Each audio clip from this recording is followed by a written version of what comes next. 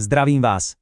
Dnes sa pozrieme na tému, ktorá je síce veľmi bežná, ale povedzme si úprimne, často sa o nej mlčí.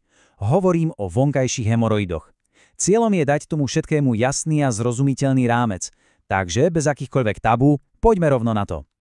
Takže, čo nás dnes čaká? Prejdeme si 5 hlavných bodov. Najprv si povieme, čo to vlastne tie vonkajšie hemoroidy sú. Potom sa pozrieme na to, prečo vôbec vznikajú, aké majú príznaky a štádia. Samozrejme preberieme aj liečbu a úľavu. A nakoniec, to najdôležitejšie, ako im predchádzať. Poďme na to. Dobre, tak poďme pekne od začiatku. Viete, ako sa hovorí, prvý krok k riešeniu problému je pochopiť, s čím máme dočinenia.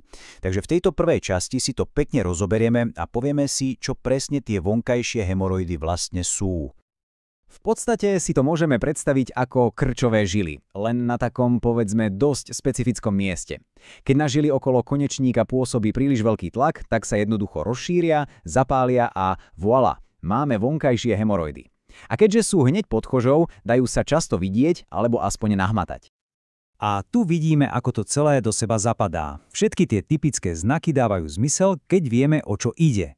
Ten viditeľný opuch? No, to je presne tá rozšírená žila. A tá modrofialová farba, to je jednoducho nahromadená krv. A keďže sú tesne pod kožou, ktorá je v tej oblasti naozaj citlivá, nie je divu, že to často bolí, svrbí alebo páli. A teraz pozor, toto je celkom dôležité, nemýliť si vonkajšie s vnútornými. Hlavný rozdiel je, ako už názov napovedá, v ich umiestnení. Je to celkom jednoduché. Vonkajšie sú vonku, pod kožou a preto zvyčajne bolia. Tie vnútorné sú naopak schované vo vnútri konečníka a často o nich človek ani len netuší, pokiaľ povedzme nezačnú krvácať. Dobre, definíciu máme za sebou, teraz sa poďme pozrieť na tú kľúčovú otázku. Prečo? Prečo sa to vlastne deje? Pretože ak pochopíme príčiny, sme na polceste k tomu, aby sme tomu vedeli predchádzať alebo to efektívne riešiť. Ak sa pozrieme na všetky tieto príčiny, tak zistíme, že majú jedného spoločného menovateľa. A tým je zvýšený tlak v panvovej oblasti. Je vlastne jedno, či je to kvôli namáhaniu pri zápche, tlaku dieťaťa počas tehotenstva, alebo proste len kvôli dlhému sedeniu v kancelárii. Výsledok je vždy ten istý. Žily dostanú zabrať, preťažia sa a opuchnú. Takže, už vieme, prečo vznikajú.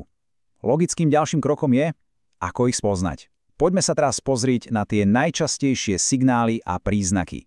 Pretože čím skôr si to človek všimne, tým jednoduchšia a rýchlejšia je zvyčajne aj liečba. A tie príznaky môžu mať naozaj rôznu intenzitu. Niekedy je to len také mierne podráždenie, svrbenie a inokedy zas poriadna bolesť, ktorá dokáže poriadne znepríjemniť aj obyčajné sedenie. A áno, tá trocha krvi na toaletnom papieri, to je tiež veľmi častý signál, väčšinou našťastie ide len o malé množstvo. A toto je dôležité si uvedomiť, ten stav sa môže postupne zhoršovať. Na začiatku je to možno len taká otravná nepríjemnosť, potom to prejde do stredného štádia, kedy to už začína byť naozaj bolestivé, no a v tom najhoršom závažnom štádiu to už sú veľké uzly, intenzívna bolesť a môže to naozaj výrazne znížiť kvalitu života. Vtedy už je často potrebný lekár. Takže kľúčové je naozaj to, podchytiť čo najskôr. Dobre, dosť bolo teórie, teraz sa poďme pozrieť na to, čo asi mnohých zaujíma najviac, riešenia. Čo sa s tým dá robiť, aké sú možnosti liečby a ako si čo najrýchlejšie uľaviť. Ale ešte predtým, než sa pustíme do akejkoľvek liečby, jedna dôležitá vec. Správna diagnóza. Tu by mal vždy stanoviť lekár, špecialista, zvyčajne proktológ. Často stačí jednoduché fyzikálne vyšetrenie. Prečo je to dôležité? No, aby sa vylúčili iné, prípadne aj vážnejšie problémy. Vo väčšine prípadov sa začína tzv. Konzervatívnou liečbou. Čo to znamená? V podstate sú to zmeny v životnom štýle a rôzne domáce triky.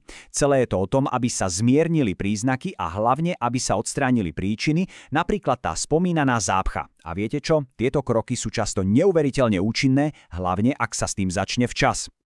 No a čo, ak tá domáca liečba proste nestačí, alebo ak je ten stav už naozaj zlý? Tak potom prichádzajú na rad lekárske zákroky.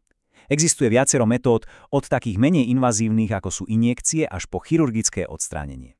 Tie sú však samozrejme vyhradené pre tie najťažšie a najviac bolestivé prípady.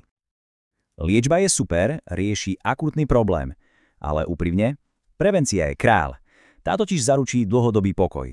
Takže sa dostávame k poslednej, ale z dlhodobého hľadiska asi tej najdôležitejšej časti. Ako to urobiť tak, aby sa tie potvory už nikdy nevrátili? A všimnite si jednu vec.